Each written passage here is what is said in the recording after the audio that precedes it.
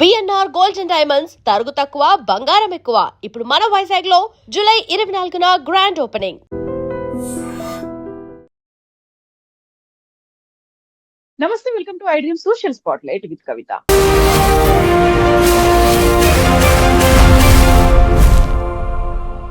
నన్ను ఇరాన్ చంపాలని చూస్తుంది, నేను చూస్తూ ఊరుకోను. 1000 మిసైళ్లతో ఇరాన్ ని లేకుండా చేస్తాను. ఏడాది పాటు మిసైళ్ల వర్షం కురిపిస్తూనే ఉంటాను. శాంతి చర్చలు ముగిశాయి, ఇక సీజ్ ఫైర్ అనేది లేదు అంటూ డొనాల్డ్ ట్రంప్ తీవ్ర స్థాయిలో వ్యాఖ్యలు చేశారు.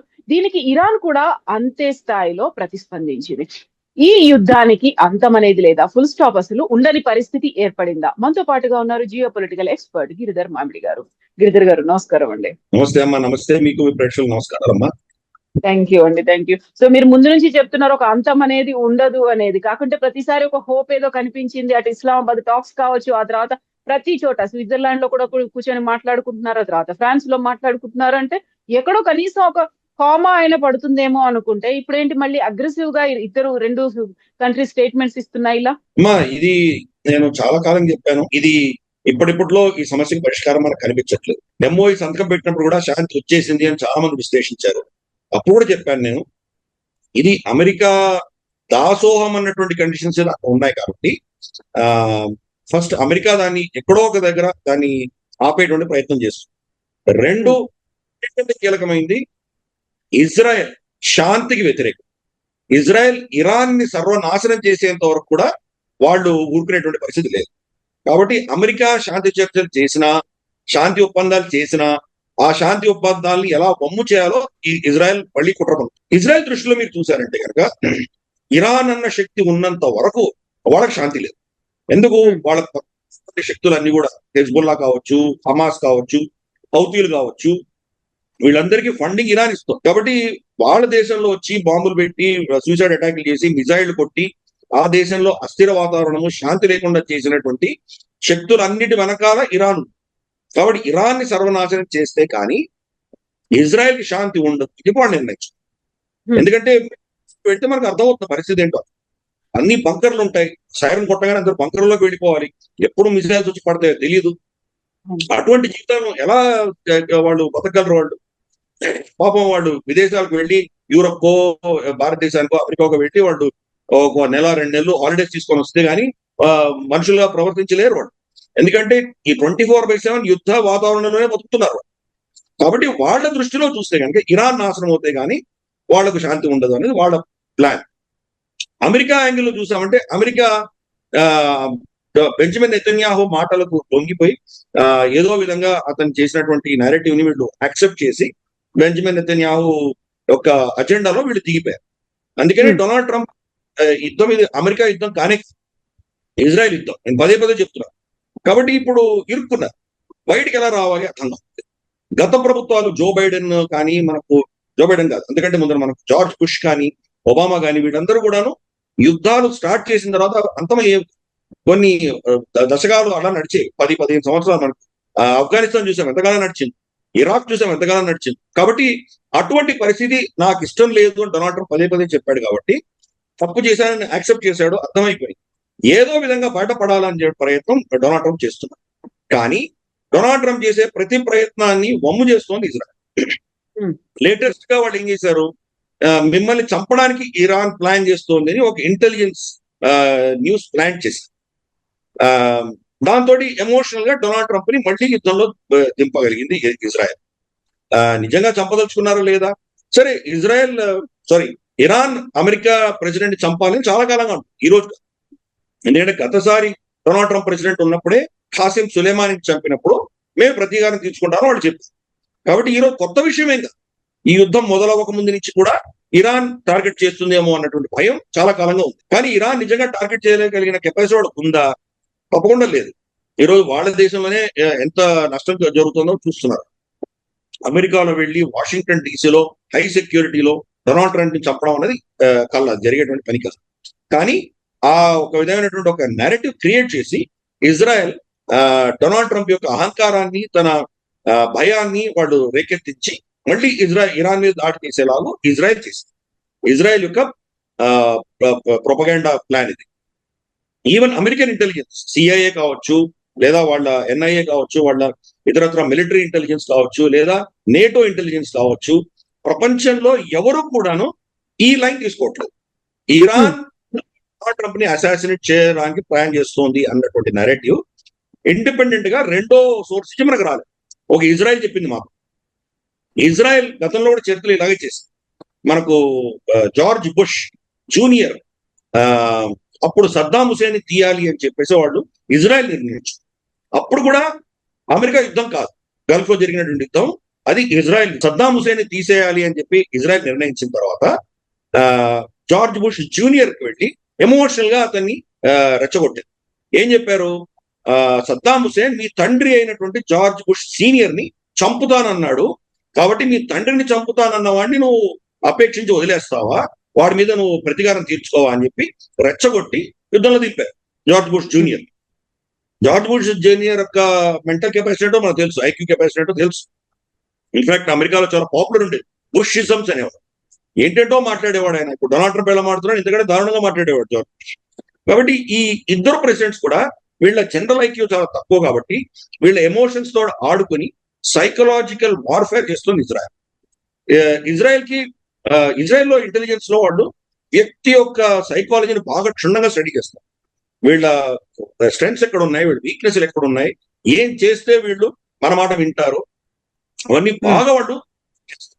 ఆ దృష్ట్యా ఈ రోజు మనం డొనాల్డ్ ట్రంప్ యొక్క సైకాలజీని వాళ్ళు బాగా క్షుణ్ణంగా అబ్జర్వ్ చేసి సరిగ్గా శాంతి ఒప్పందాలు చర్చలు జరుగుతున్నాయి, శాంతి ఉంటుంది అనుకున్నప్పుడు ఇగో ఈ అస్త్రం ప్రయోగించారు, నేను చంపడానికి కూడా ప్రయత్నం చేస్తున్నారని చెప్పగానే డొనాల్డ్ ట్రంప్ రెచ్చిపోయి యుద్ధం మళ్ళీ మొదలుపెట్టాడు.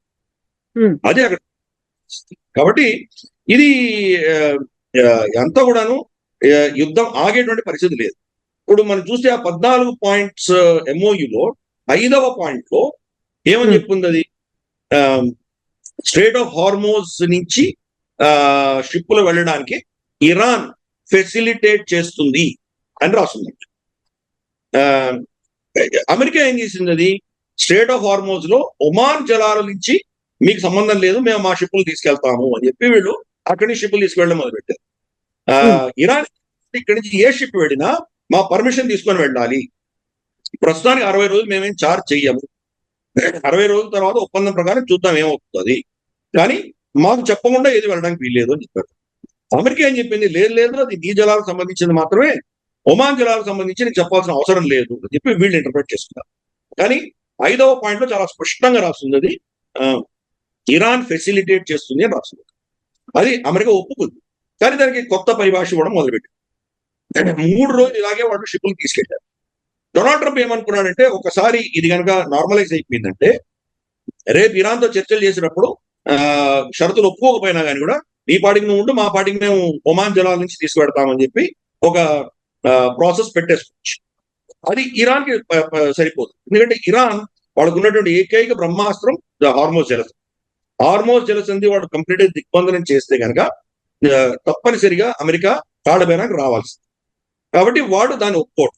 3 రోజులు వార్నింగ్ ఇచ్చిన 4వ రోజు అటాక్ చేశారు. కానీ ఈ మొత్తం వెస్ట్ లో నేరేటివ్ అంతా ఏం నడుస్తుందంటే, సీజ్ ఫైర్ వైలేషన్ ఇరాన్ చేసింది కాబట్టి దాన్ని రిటాలియేట్ చేశామని అడుగుతుంది. Actual cease fire violation America చేసింది. నేను ఈ అంశం కొన్ని ఛానల్స్ లో మాట్లాడినప్పుడు నన్ను టార్గెట్ చేశాను. నువ్వు ఒక ఇరాన్ నువ్వు వెనకేసుకొస్తున్నావా? నాకు ఇరాన్ మిత్రుడుగా, అమెరికా మిత్రుడుగా, నా దేశం నాకు ముఖ్యం. కానీ అక్కడ జరుగుతున్న విషయాలు నేను చెప్తాను. మనం ఒక ఇండిపెండెంట్ అబ్జర్వర్ చూస్తే కనుక ఈ 14 పాయింట్ల ఒప్పందం ఉందా లేదా? ఉంది అంటే కనుక అమెరికా దాన్ని ఉల్లంఘిస్తారు. అలాగే ఇవ్వాల్సినటువంటి వాళ్ళ అసెట్స్ ఫ్రీజ్ చేసినటువంటి ఫండ్స్ రిలీజ్ చేయలేదు ఇంతవరకు. ఈ షరతులన్నీ మీరు కనుక మీరు తీరిస్తే కనుక, ఇవన్నీ పాటిస్తే అప్పుడు మేము మిగతా అంశాలు చర్చిస్తాము, న్యూక్లియర్ అంశాలు మిగతా అంశాలు చర్చిస్తాము అని దాన్ని స్పష్టంగా రాస్తుంది. ఇవి చేయకుండా అవి చేస్తే కనుక ఏమవుతుంది అది?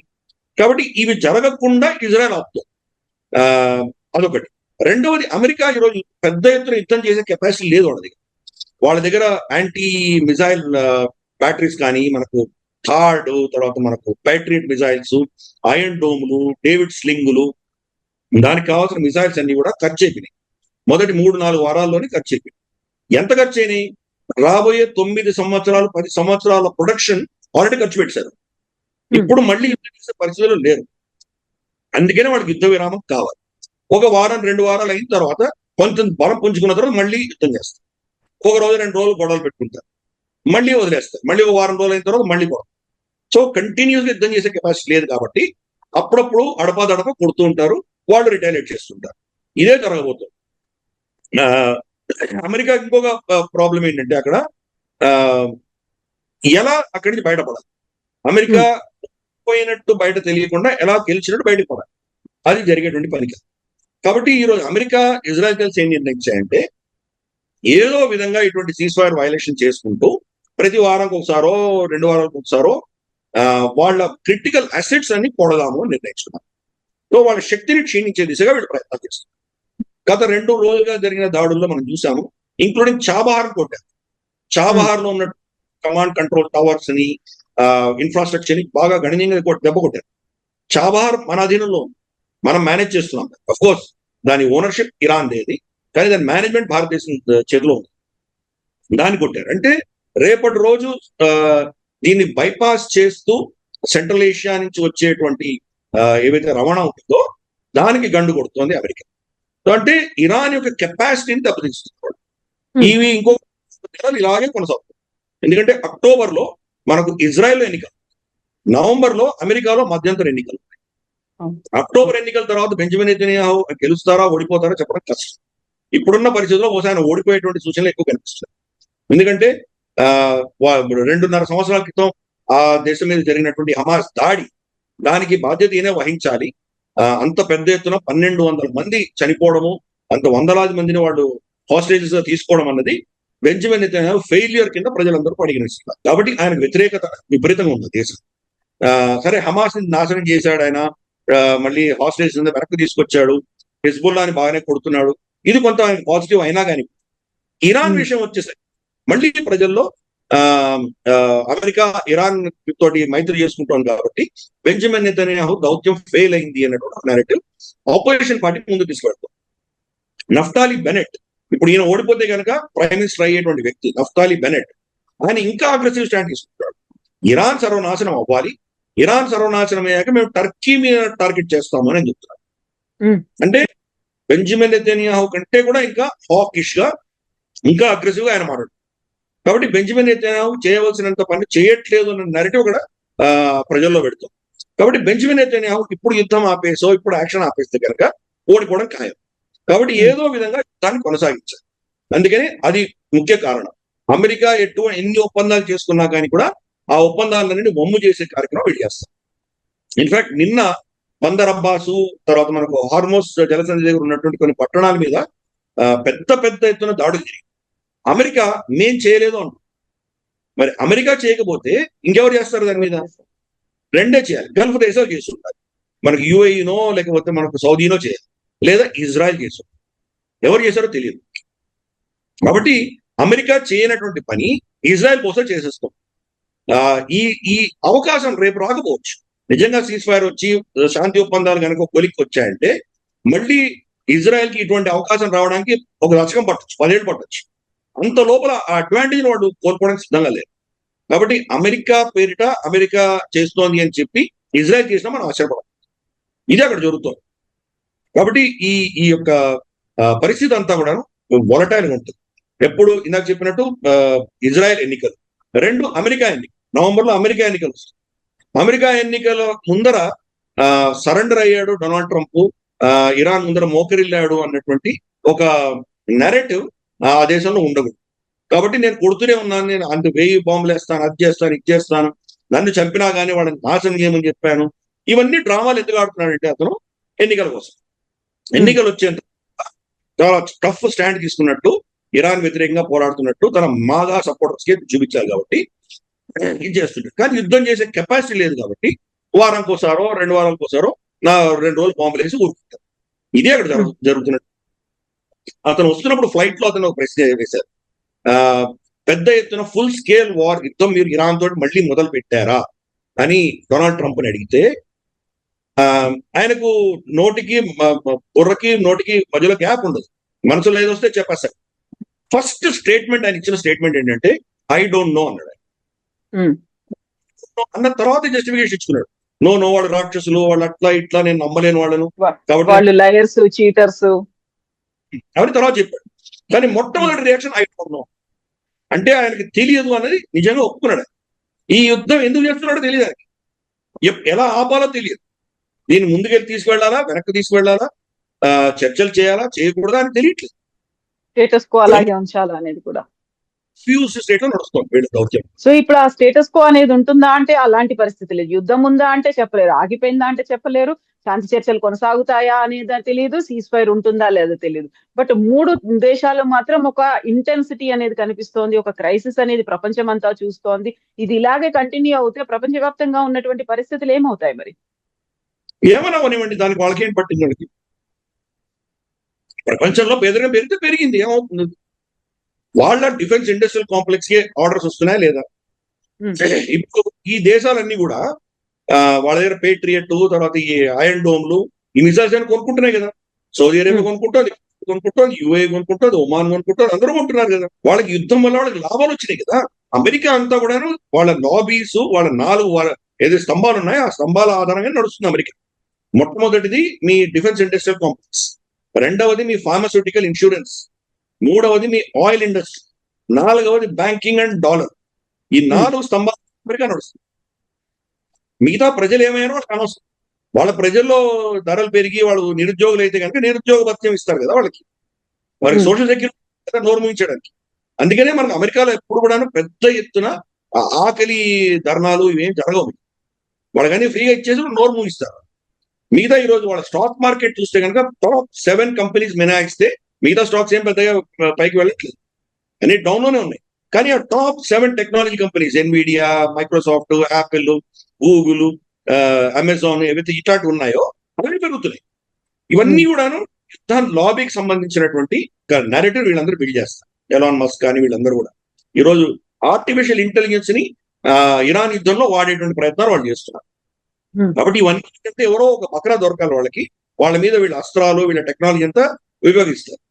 కాబట్టి ప్రపంచంలో పేదరికం వస్తే ఏంటి, ఆ ఆహారం లేకపోయి అందరూ అలమటిస్తే వాళ్ళకేంటి, దానివల్ల వాళ్ళకి ఏం పట్టదు.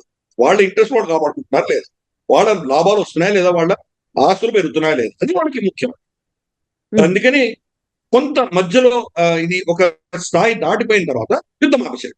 యుద్ధం ఆపేగానే చమురు ధర పడిపోయింది, $60 $70 పడిపోయింది. పడిపోగానే చూడలేదు, యుద్ధం ఆపేసాను, అసలు నార్మల్ అయిపోతుంది అని చెప్పాడు అందరికి. అందరూ సంతోషించారు, వాణిజ్యం మొదలెట్టారు, అన్ని జరిగాయి. మళ్ళీ యుద్ధం చేస్తారు, మళ్ళీ 80కి పెరిగింది, 80-85 పడిపోతుంది. సో ఇది వాళ్ళ పెట్రోలియం లాబీ, ఏదైతే ఆయిల్ లాబీ ఉందో వాళ్ళ లాభం. సో అందుకని ఈ 4 పిల్లర్స్ లో ఎవరు లాభపడుతున్నారని మనం చూడాలి. వాళ్ళ దాని ఆధారంగానే వీళ్ళ నిర్ణయాలన్నీ కూడా ఉంటాయి.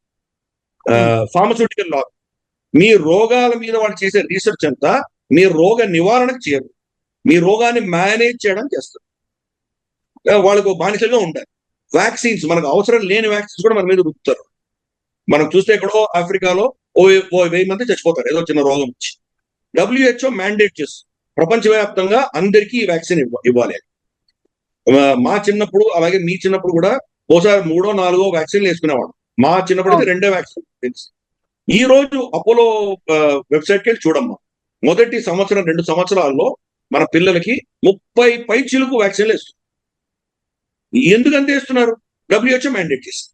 దాంట్లో సగం పైగా రోగాలు మన దేశంలో లేవు, అయినా అందరూ వేసుకోవాల్సిందే. ఈ రోజు కొత్తగా తల్లి అయినటువంటి చిన్నపిల్లల్ని, ఆడపిల్లల్ని అడగమ్మా, ఎందుకమ్మా ఇన్ని వ్యాక్సిన్లు ఇస్తున్నావు అని భయం. ఈ వ్యాక్సిన్ అయిపోతే మా పిల్లవాడు చచ్చిపోతాడేమో, మా పిల్ల చచ్చిపోతాడేమో భయం. ఆ భయం క్రియేట్ చేశారు. అందుకని ప్రపంచం అంతా ఈ 4 వర్టికల్స్ శాసిస్తున్నాయి. డిఫెన్స్ ఇండస్ట్రీ కాంప్లెక్స్ ఈ రోజు యుద్ధం ఆపడానికి సిద్ధంగా లేరు, కానీ వాళ్ళు అంత పెద్ద మోతాదున వాళ్ళు వెపన్స్ కూడా ఇవ్వలేకపోతున్నారు. కాబట్టి అడపా దడపా ఇవే నడుస్తుంటాయి. ఓ వారం రోజులు శాంతి ఉంటుంది, తర్వాత 2 రోజులు 3 రోజులు కొట్టుకుంటారు, మళ్ళీ ఓ వారం 10 రోజులు శాంతి ఉంటుంది. ఈ మధ్యలో డొనాల్డ్ ట్రంప్ తను ఇచ్చే ప్రతి స్టేట్మెంట్ కి కూడా మార్కెట్ స్పందిస్తోంది. కాబట్టి తన కొడుకు, తన కుటుంబము, తన అల్లుడు వీళ్ళందరూ సొమ్ము చేసుకుంటారు, స్పెక్యులేషన్, ఓపెన్ కరప్షన్ చేసుకుంటారు హ్యాపీగా, millions and millions of dollars సంపాదించుకుంటారు. సో ఇది అక్కడ జరుగుతున్న విషయం. డొనాల్డ్ ట్రంప్ చేతిలో లేదు, డొనాల్డ్ ట్రంప్ ఏం చేస్తున్నాడో తెలియట్లేదు, ఏం చెయ్యాలో తెలియదు. స్కెచ్, కథ, స్క్రీన్ ప్లే, డైరెక్షన్ అంతా కూడా బెంజమిన్ నెతన్యాహు నడిపిస్తున్నాడు. కాబట్టి బెంజమిన్ నెతన్యాహు యుద్ధం ఆపాలి అనుకున్నంత వరకు యుద్ధం ఆగదు. బెంజమిన్ నెతన్యాహు ఆపితే కనుక తాను ఓడిపోతాడు. కాబట్టి ఈ యుద్ధం ఇప్పట్లో ఆగేటువంటి పరిస్థితి లేదు. ప్రపంచం కొట్టుపోతే వాళ్ళకేంటి, దానివల్ల వాళ్ళకి ఏ నష్టం లేదు. సో 3 దేశాలు అగ్రెసివ్ గా ముందుకెళ్తున్నాయి. మాదే అప్పర్ హ్యాండ్ అని చూపించుకోవాలనుకుంటున్నాయి. అల్టిమేట్ విజయం, ఫైనల్ విజయం మాదే అని చెప్పుకునేటువంటి ప్రయత్నాల్లో ఉన్నాయి. కొన్ని కంపెనీలు లాభపడుతున్నాయి, మరి కొన్ని కంపెనీలు దివాలా తీస్తున్నాయి. దేశవ్యాప్తంగా కాదు, ప్రపంచవ్యాప్తంగా కూడా ఇలాంటి క్రైసిస్ అనేది, సంక్షోభం అనేది కనిపిస్తూ ఉన్నప్పుడు ఇంకెవరు ఏం చేయడానికి లేదు. అది 3 దేశాల సమస్య అనడానికి లేదు. ప్రపంచం అంతా ఇంపాక్ట్ చూపిస్తున్నప్పుడు యునైటెడ్ నేషన్స్ కానీ, నేటో కానీ ఇలాంటివి ఏవి దాంట్లో ఇంటర్వ్యూన్ అవ్వడానికి, లేకుంటే ఆపడానికో, లేకుంటే మధ్యవర్తిత్వం పాకిస్తాన్ ఏదో చేసింది, ఆ తర్వాత పక్కకి వెళ్ళిపోయింది, ఇలాంటి కండిషన్స్ అన్ని కనిపిస్తున్నప్పుడు చూస్తూ ఊరుకోవాల్సిందేనా? అంటే ఎవరేం చేయగలరమ్మా? పాకిస్తాన్ చేసే స్తోమత శక్తి వాళ్ళ దగ్గర ఉందా? వాళ్ళని అమెరికా వాడుతుంది. నేను మీ ఛానల్లోనే, మీ షోలోనే ఇది గతంలో కూడా చెప్పాను. నేను పాకిస్తాన్కి అంత సీన్ లేదు, పాకిస్తాన్ వాడుకుంటుంది అమెరికా.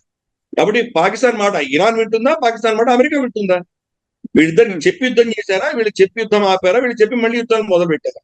కాబట్టి పాకిస్తాన్ అనేది జస్ట్ ఒక జోకర్, అంతకుమించి ఏమి లేదు.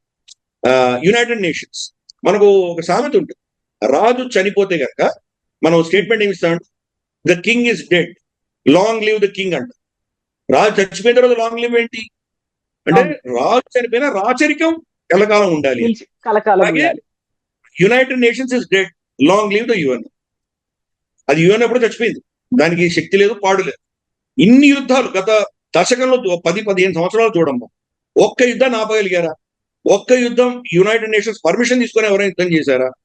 యుద్ధాలు చేసిన వాళ్ళకి వ్యతిరేకంగా యునైటెడ్ నేషన్స్ ఏమైనా చర్యలు తీసుకోగలిగిందా? మనం పాకిస్తాన్ సరిహద్దుల సార్వభౌమత్వాన్ని ఉల్లంఘించి వెళ్ళి మనం బాలాకోట కొట్టొచ్చాం. మన వ్యతిరేకంగా ఏమైనా ఒక ఇవ్వగలిగిందా యునైటెడ్ నేషన్స్? అలాగే మనకు శ్రీలంకలో ఎల్టీటీని ఊచకోత కోసి ప్రభాకర్ అని తన కొడుకుని యుద్ధ ఖైదీలుగా తీసుకున్నటువంటి కొడుకుని కూడా చంపేశారు. మానవ హక్కుల ఉల్లంఘన చేశారు. వాళ్ళకి వ్యతిరేకంగా స్టేట్మెంట్ యునైటెడ్ నేషన్స్ జనరల్ అసెంబ్లీలో పాస్ చేశారు.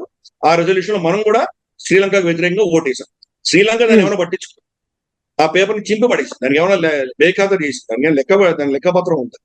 అలాగే మనం చూస్తే కనుక ఇక్కడ బెంజమిన్ నెతన్యాహు మీద అరెస్ట్ వారెంట్ ఇష్యూ, ఆయన ఏమైనా పట్టించుకుంటున్నాడా? అన్ని దేశాలు తిరుగుతున్నాడు కదా, అమెరికా పెడుతున్నాడు, అన్ని తిరుగుతున్నాడు.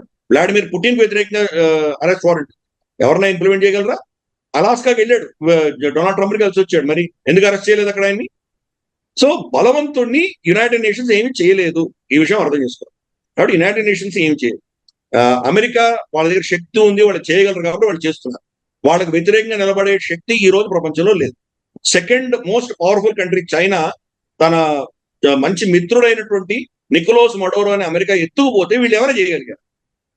నోరు మూసుకొచ్చారు, ఏమైనా మాట్లాడారు? ఏం మాట్లాడలేదు. ఇంకో రెండవ పెద్ద దేశం, వాడికి ఇంపార్టెంట్, చాలా కీలకమైన దేశం ఇరాన్. ఇరాన్ మీద దాడులు జరుగుతుంటే చైనా ఏం చేయగలిగింది? వెనక నుంచి సాయం చేసి ఉండొచ్చు, వాళ్ళకి ఏదో డ్రోన్స్ ఇచ్చి ఉండొచ్చు, దానికి కావాల్సిన కాంపోనెంట్స్ ఇచ్చి ఉండొచ్చు, శాటిలైట్ ఇమేజ్ ఇచ్చి ఉండొచ్చు, ఇంటెలిజెన్స్ ఇచ్చి ఉండొచ్చు, ఇవన్నీ వెనక నుండి చేశారు. కానీ వాళ్ళ పక్షాన్ని ఈరోజు నిలబడలేదు కదా. రష్యా ఏమైనా నిలబడిందా? నిలబడలేదే. కాబట్టి ప్రపంచంలో అమెరికా బలం ఉన్నవాడు, ఈరోజు మత్స్యన్యాయం బలం ఉన్నవాడికి వ్యతిరేకంగా ఎవరు ఏమి చేయలేరు.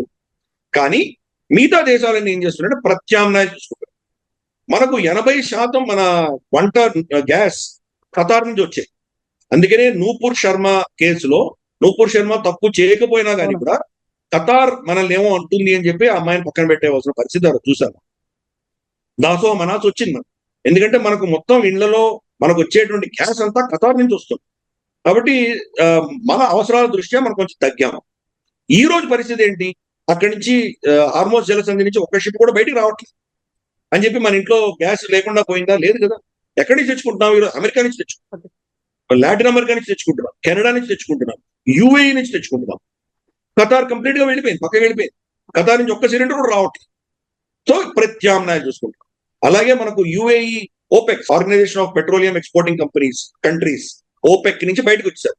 ఓపెక్ నుంచి బయటకు వచ్చిన తర్వాత వాళ్ళ ఇష్టం, ఎంత కావాలంటే అంత పంప్ చేయొచ్చు, ఏ ధర కావాలంటే ధరకు అమ్ముకోవచ్చు. అందుకనే మోదీ గారు అక్కడికి వెళ్ళి ఒప్పందం చేసుకున్నారు. ఈ రోజు మనకు అక్కడి నుంచి ఎంత చమురు కావాలంటే అంత చమురు మన దగ్గరకు వస్తుంది. అలాగే మన గ్యాస్ అక్కడి నుంచి తీసుకుంటున్నాం. సో ఈ గల్ఫ్ ఆఫ్ హార్మోస్ నిమిత్తం లేకుండా ఫుజియరా నుంచి మనం తెచ్చుకుంటున్నాం. మనకు ఒమాన్ గల్ఫ్ లో ఉన్నటువంటి ఫుజియరా నుంచి మనం తెచ్చుకుంటాం. ప్రత్యామ్నాయాలు చూసుకుంటాం. చైనా అదే చేసింది, అన్ని దేశాలు ప్రత్యామ్నాయాలు చూసుకుంటున్నాయి. కాబట్టి ఈరోజు గల్ఫ్ లో మీరు ఏదో కట్టుదిట్టం చేసి దాన్ని అస్త్రంగా వాడితే కనుక ప్రపంచం దానికోసం వెయిట్ చేయట్లేదు. వేరే ప్రత్యామ్నాయం చూసుకుంటున్నారు, వెళ్ళిపో. అమెరికా కెనడా మీద ఒత్తిడి తీసుకొచ్చి వాళ్ళని బెదిరిస్తే కనుక కెనడా ఊరుకోలేదు కదా. సరే, వాళ్ళ ఎకానమీ ఆల్మోస్ట్ 70% అనుసంధానం అయి ఉంది అమెరికాతో. ఈ రోజు దాని నుంచి బయటకు వచ్చేటువంటి ప్రయత్నం చేస్తున్నారు వాళ్ళు. చైనా తోటి, భారతదేశంతో, ఇతరత్ర దేశాలతోటి వాళ్ళు ఒప్పందాలు పెట్టుకుంటున్నారు వాళ్ళు. అలాగే నేటో, యూరోప్ కూడా అంతే. యూరోప్ క్రమేపీ అమెరికా మీద నమ్మకం కోల్పోయింది కానీ వాళ్ళు ప్రత్యామ్నాయం చూసుకుంటున్నారు. సైలెంట్ గా జరుగుతుంది. బ్రిక్స్ దేశాలు ఏం చేస్తున్నాయి? డాలర్ ని అస్త్రంగా మన మీద ఇంతకాలం వాడారు కాబట్టి మనం డాలర్ పక్కన పెట్టేసి డాలరేతర కరెన్సీలో మనం ట్రేడింగ్ చేసుకుంటున్నాం. బ్రిక్స్ దేశాలు కూడాను వాళ్ళ కరెన్సీలో ట్రేడింగ్ అవుతుంది. మనకు రూబెలు, రూపాయి, తర్వాత మన యువాన్, వీటితోనే ట్రేడింగ్ అవుతుంది. అలాగే మనం ఎవరితో ఒప్పందం చేసుకున్నా యూపీఐ, రూపే కార్డు, తర్వాత నాన్ డాలర్ ట్రేడే మనం ఒప్పుకుంటున్నాం. మియన్మార్ అధినేత మనకు ఢిల్లీకి వచ్చినప్పుడు మన ఇద్దరి మధ్యలో జరిగిన ఒప్పందంలో వాళ్ళ కార్ట్ ఏదో ఉంది వాళ్ళది, వాళ్ళ కరెన్సీను భారత రూపాయి కరెన్సీ, ఈ రెండు డైరెక్ట్ గా ట్రేడ్ చేసుకునే దానికి ఒప్పందం చేసుకున్నాం. మధ్యలో డాలర్ తీసేసాము. ఫ్రీ ట్రేడ్ అగ్రిమెంట్స్ మనం యూఏతో చేసుకున్నాం. యూఏ దిర్హము భారతీయ రూపాయితో ట్రేడింగ్ చేసుకోవడానికి సిద్ధపడ్డాం. సో ప్రపంచం అంతా కూడా ప్రత్యామ్నాయాలు చూసుకుంటాం. డైరెక్ట్ గా అమెరికాని వ్యతిరేకించి, అమెరికాని ఢీకొని, అమెరికా వ్యతిరేకంగా నిలబడి యుద్ధం చేసే శక్తి, స్తోమత ఎవరికి లేదు కాబట్టి మెల్లిమెల్లిగా ఇటువంటి ఆల్టర్నేట్స్ చూసుకోవడం అనేది మొదలైంది. యూరోప్ లో కూడా ఈ రోజు డిఫెన్స్ బడ్జెట్ అంతా పెంచుకున్నారు. 5% వాళ్ళ జీడిపి పెంచుకున్నారు. గతంలో మేము యుద్ధాలు చేయము, మాకు కొత్త గొప్ప రక్షణ కావాలంటే అమెరికా చూసుకుంటుంది అన్నటువంటి పరిస్థితి నుంచి ఈరోజు అమెరికా మీద నమ్మకం పోయింది కాబట్టి ఆ దేశాలు వాళ్ళని పెంచుకుంటున్నారు. అమెరికా మళ్ళీ వీళ్ళ డిఫెన్స్ ఇండస్ట్రియల్ కాంప్లెక్స్ వాళ్ళ మీద ఒత్తిడి తీసుకొచ్చి మా దగ్గర కొనండి అంటే మెల్లిమెల్లిగా అమెరికా నుంచి కొనడం మానేసి వాళ్ళు కొనుక్కుంటారు. ఈ రోజు కెనడా 6 సబ్మెరీన్లకు ఆర్డర్ ఇచ్చింది. 6 సబ్మెరీన్లు ఆర్డర్ ఇస్తే అమెరికాకు ఆర్డర్ ఇచ్చి ఉండాలి నార్మల్గా. అమెరికాకి ఇవ్వలేదు, జర్మనీకి ఇచ్చారు. జర్మనీలో టిస్సాన్ కుర్పే అని చెప్పి కంపెనీకి ఇచ్చారు. అలాగే వాళ్ళు క్రమేపీ ప్రపంచం అంతా కూడాను అమెరికా నుంచి డీకప్పుల్ చేసి డీరిస్క్ చేసుకునే ప్రయత్నం అందరూ చేస్తారు. కాబట్టి దీనికి సమస్యకి ఏదో ఎవరో కూర్చొని పెద్ద మనిషిగా కూర్చొని వీళ్ళిద్దరిని పక్కన కూర్చోబెట్టి ఏదో సంధి చేసేటువంటి రోజులు పోయినాయి. అవి జరగవు, చేసే శక్తి ఎవరికీ లేదు, అది జరగదు. ఇద్దరు ఎవరి మాట వినేటువంటి నైజం ఇద్దరికీ లేదు. పైపొచ్చి వీళ్ళిద్దరి కంటే ఎక్కువ బెంజమిన్ నెతన్యాహు కూర్చోన్నాడు కాబట్టి ఆ బెంజమిన్ నెతన్యాహు ఎవరు కూడా కన్విన్స్ చేసే పరిస్థితి లేదు. భారతదేశం ఇటువంటి ఊబిలో దిగదు, మనం ఈ చెత్తలో దిగము. చాలా మంది అడిగారు, మరి పాకిస్తాన్ చూడు ఎంత అద్భుతమైనటువంటి పాత్ర పోషిస్తుందో, మనం ఫెయిల్ అయ్యామన్నా. ఈరోజు మనం ఫెయిల్ అయ్యాము, పాకిస్తాన్ ఫెయిల్ అయిందా? ఏ ఒప్పందం జరిగినా డొనాల్డ్ ట్రంప్ దాన్ని గౌరవించడం మనకు తెలుసు. గౌరవించినప్పుడు మనం ఎందుకు అవమాసపాలు అవ్వాలి మనం? అందుకని మనం వెళ్ళలేదు. మనం క్వాయిట్ గా ప్రత్యామ్నాయాలు చూసుకుంటాం. ఈ రోజు ప్రపంచంలో భారతదేశాన్ని మించిన దేశం కొన్ని అంశాలు లేదు. రష్యా నుంచి మనం హైయెస్ట్ అమౌంట్ ఆఫ్ ఆయిల్ కొంటాం, అమెరికా నుంచి హైయెస్ట్ అమౌంట్ ఆఫ్ గ్యాస్ కొంటుంది. 2 శత్రు దేశాల దగ్గర నుంచి అదే సమపాళ్లలో ఇంపోర్ట్ చేసుకునే ఏకైక దేశం భారతదేశం. రష్యా మీద కొనుగోలు చేస్తే అమెరికా నుంచి కొనరు. ఫర్ ఇన్స్టెన్స్ చైనా ఉంది. లేదా అమెరికా నుంచి కొనుగోలు చేసేటువంటి యూరోప్ రష్యా నుంచి కొనదు. కానీ ఇద్దరి దగ్గర నుంచి కొనుగోలు చేసి మన అవసరాలు, మన ప్రజల అవసరాల దృష్ట్యా ఆలోచన చేసే పెద్ద దేశం భారతదేశం. కాబట్టి ఈ ప్రత్యామ్నాయం చూసుకుంటున్నాము. ఇదే దానికి సమాధానం. వాళ్ళని ఇర్రెలవెంట్ చేయడం. ఇరాన్ జలసంధి ఆపేసినంత మాత్రాన ఇరాన్ కి అది అస్త్రంగా ఉండకుండా పోతుంది ఫ్యూచర్ లో. అలాగే ఈ గల్ఫ్ దేశాలు, ఈ రోజు మనం సౌదీ అరేబియా చూస్తే బ్రెంట్ క్రూడ్ ఆయిల్ కంటే $11 పర్ బ్యారెల్ వాళ్ళు ధరలు తగ్గించారు. నార్మల్ గా బ్రెంట్ క్రూడ్ కంటే ఎక్కువ ధరలో వాళ్ళు అమ్మేటువంటి వాళ్ళు ఈ రోజు డిమాండ్ పడిపోయింది. చైనా కొనట్లేదు వాళ్ళ దగ్గర. చైనా దగ్గర కనీసం అంటే సంవత్సరంన్నర కావాల్సిన నిల్వలు ఉన్నాయి వాళ్ళ దగ్గర. చాలా తక్కువ $40 కొన్నటువంటి డాలర్ కొన్నటువంటి చైనా ఈ రోజు $100 ఎందుకు కొనుక్కుంటుంది? అది ధరలు పడ్డా కొనుక్కుంటుంది, అంతవరకు కొనట్లేదు వాళ్ళు. సో వాళ్ళ బిగ్గెస్ట్ కస్టమర్ కొనట్లేదు. భారతదేశం మనం రష్యా నుంచి కొంటున్నాం, మనం సౌదీ నుంచి కొనట్లేదు. ఈ 2 దేశాలు మినహాయిస్తే ఎవరు కొంటారు? యూరోప్ కొనాలి. యూరోప్ అమెరికా నుంచి కొనాలని చెప్పి అమెరికా నుంచి ఒత్తిడి వస్తుంది. కాబట్టి ఈ రోజు సౌదీ అరేబియా గతి లేని పరిస్థితిలో $11 నార్మల్ మార్కెట్ రేట్ కంటే తక్కువ అమ్ముతున్నారు. కాబట్టి వీళ్ళ పరిస్థితి ఏమవుతుందో అర్థం చేసుకోవచ్చు. యూఏఈ ఎందుకు ఓపెక్ నుంచి బయటకు వచ్చి భారతదేశంతో పెట్టుకున్నారు వాళ్ళు. ఈ రోజు ఎందుకు $11 సౌదీ అరేబియా తగ్గిస్తోంది అంటే వాళ్ళు ఇర్రెలవెంట్ అవుతున్నారు. ప్రపంచం వాళ్ళ మీద ఇంతవరకు ఆధారపడినటువంటి ప్రపంచము వీళ్ళు లేకుండా బతకడం నేర్చుకుంటున్నారు. అది నేర్చుకున్నప్పుడు ఇక్కడ యుద్ధం ఉంటే ఏంటి, శాంతి ఉంటే ఏంటి ఎవరు పట్టించుకుంటారు? ఇది అసలైన సమాధానం. మనకు నార్మల్ గా headlines 9 o'clock 9 PM India wants to know headlines, అది మనకు అలా ఉంటుంది. ఇంటర్నేషనల్ అఫైర్స్ అన్ని కూడా ఇలాగే నడుస్తాయి. చాలా టాక్టికల్ గా నడుస్తాయి, చాలా స్ట్రాటజిక్ గా ఉంటాయి, చాలా సున్నితంగా నడుస్తాయి. ఎవరికి తెలియదు, చాప కింద నీళ్ళలాగా ఎవరి ఇంట్రెస్ట్ వాళ్ళు కాపాడుకుంటారు. కాబట్టి ఈ రోజు అమెరికా గెలిచిందా, ఇరాన్ గెలిచిందా, సంబంధం లేకుండా దేశాలు క్రమేపీ వాళ్ళ దుప్పట్లు వాళ్ళకి పెట్టు. ఎస్ గిరిధర్ గారు, థ్యాంక్ యూ సో మచ్ అండి. ఎంతకాలం అనే దానికి మళ్ళీ అదే ఉంది, right from the square one అంటారు, మళ్ళీ అదే అవుతుంది, అదే క్వశ్చన్ మళ్ళీ ఆన్సర్ లేకుండా వెళ్ళిపోతుంది. థ్యాంక్ యూ సో మచ్ అండి. Thank you.